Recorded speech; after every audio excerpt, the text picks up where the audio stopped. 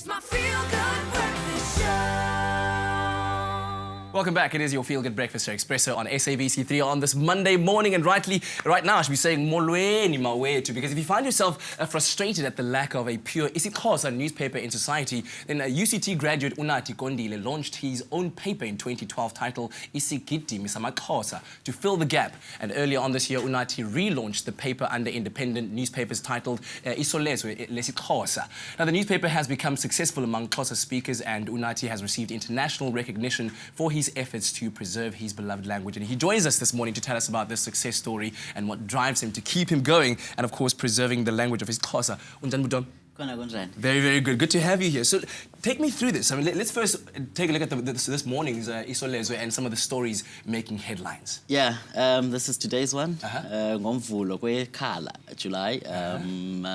Main story there is what was happening in Qunu, Mandela's birthplace. Well, where he lived. Yes. Nangomsoma wethu, which means even tomorrow, let's continue doing it. There's also a story about ubutyebi bukwisininzi eqala. So that wealth is in the majority in a place called Qala that's near Queenstown. So we've got those kinds of stories running in today's paper. We've got the Mandela Day stories is on page 3. Okay. We've decided to make that our lead story because we don't have a weekend edition. Then page 5. A man was trying to protect his wife was arrested. Read it to find out what that's about. Okay, all right. All right, do you have anything in terms of sports? Yes, sports, we've got plenty from page 14 to 16. So if you flip to the next one, you should get the sports pages. There we go. That's an older...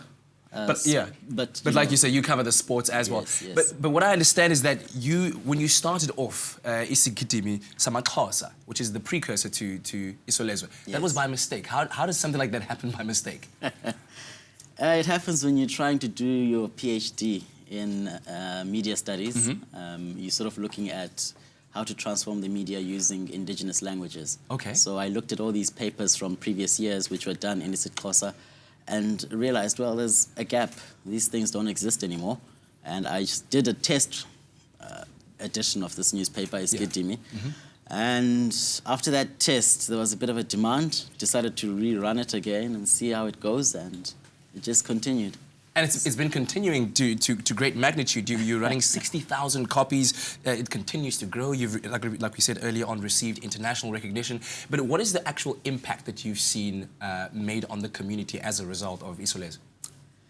The impact, I would say, is an appreciation first from the Xhosa community as well as, the wider Eastern Cape population. People now have something that they can read every single day in their mother tongue, and it is news that is relevant and speaks to them, quite proximate to where they are.